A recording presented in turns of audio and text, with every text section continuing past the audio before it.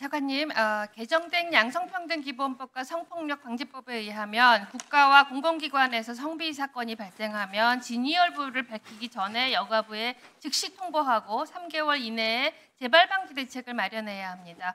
부진기관은 시정요구와 과태료를 부과해야 됩니다.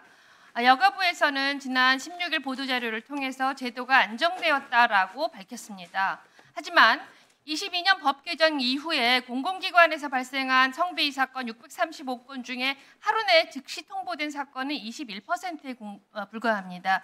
신고까지 평균 3주 넘는 기간이 소요됐고 300일 이상 걸린 사건도 7건이나 됩니다. 한 예로 공공조직은행은 사전 통보에 무려 319일이 걸렸습니다. 저희가 확인을 해보니 규정을 몰라서 혹은 담당자 착오로 오래 걸렸다고 답했습니다. 조사 전에 통보부터 하도록 하게 하는 현행법에도 불구하고 진위 여부를 먼저 판단하느라고 통보를 늦게 하거나 조사해보니 성희롱이 아니라면서 통보를 안 한 기관도 있습니다. 심지어 여가부에서 발생한 성희롱 사건이 누락되기도 했습니다.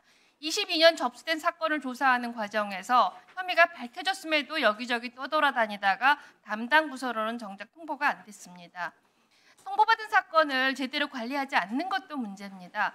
대한적 십자사의 경우 6건을 통보했는데 여가부에서는 3건만 받았다고 합니다. 한국보건산업진흥원은 발생한 성비위 사건을 현행법에 따라서 우선 통보하고 조사가 완료된 후에 보고서를 추가로 제출했는데 여가부는 보고서가 2개라며 사건을 2개로 기록했습니다. 관리 감독도 미흡합니다. 지난해 발생한 성비위 사건 중에서 현장 점검에 여가부가 직접 나간 것은 0.5%에 불과합니다. 또 개선 대책이 없다는 재발 방지 대책을 제출받고도 제출 완료로 기록되어 있기도 하고 기관이 재발 방지 대책 수립 제출 의무를 잘 인지하고 있다라고 당당하게 공표를 했습니다. 이제라도 차관님 성비위 사건에 제대로 대처할 수 있도록 대안을 마련해서 저희 의원실로 보고해 주시기 바랍니다.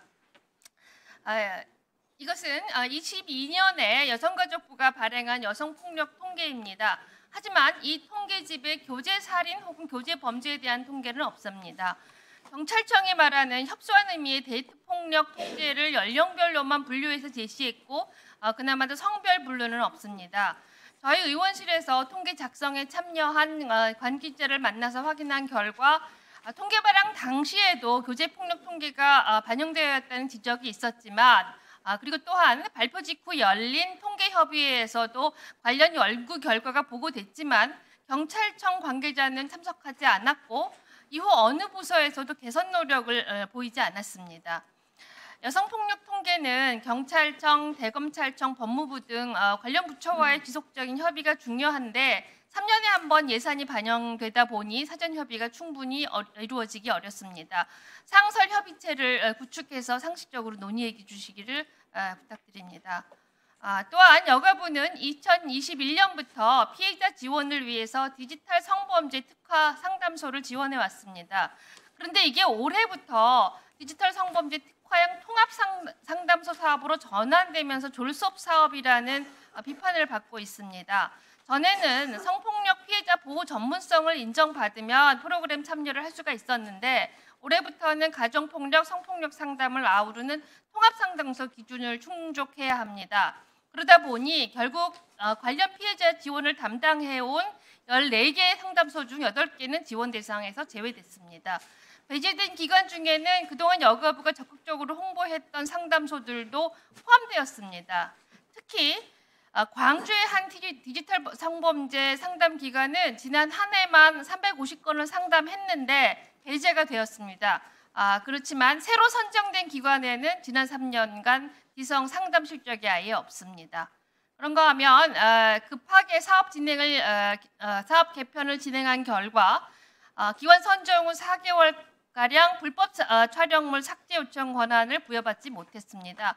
방통위가 고시를 통해서 권한을 부여해줘야 되는데 사업자 선정은 지난 12월에 완료됐고 고시는 4월에나 이루어졌습니다. 또한 연구 사업이 끝나기도 전에 사업 개편을 추진한 것도 문제입니다. 사업을 위한 연구 용역은 12월에나 완료되었습니다. 이 디지털 성범죄 상담에 전문성 있는 기관들이 참여할 수 있도록 대책을 수립해서 저희 의원실로 보고해 주시기 바랍니다. 위원장님 딱 1분만 더 써도 될까요? 네, 아직 남았나요? 네. 예. 차관님, 전국의 가폭 보호시설 피해자 보호시설 65개 가운데에서 오전에 한지아 의원님 말씀하셨듯이 피해자가 2년 동안 머물 수 있는 장기 보호시설은 단 5개에 불과합니다. 피해자들이 자립을 준비하기에 턱없이 부족합니다. 성폭력, 성매매 피해자 지원 시설 등 다른 여성 피해자 보호 시설과 비교해도 이들의 입소 기간은 원칙적으로 1년인데 2년까지 연장 가능합니다. 이 가폭 피해자 보호 시설은 단기 시설로 구분되어서 원칙적으로 6개월이고 길게 잡아도 1년 넘기가 어렵습니다. 가폭 피해자들이 이 기간 안에 자립을 한다는 것은 현실적으로는 불가능합니다. 그래서 피해자들이 자립에 성공할 수 있도록 저희 의원실에서 가정폭력 방지법 개정안을 발의할 예정입니다. 개정안이 국회를 통과할 수 있도록 여가부도 함께 힘을 모아주시기 바랍니다. 그리고 이 관련해서 여가부의 계획을 저희 의원실로 보고해 주십시오. 알겠습니다.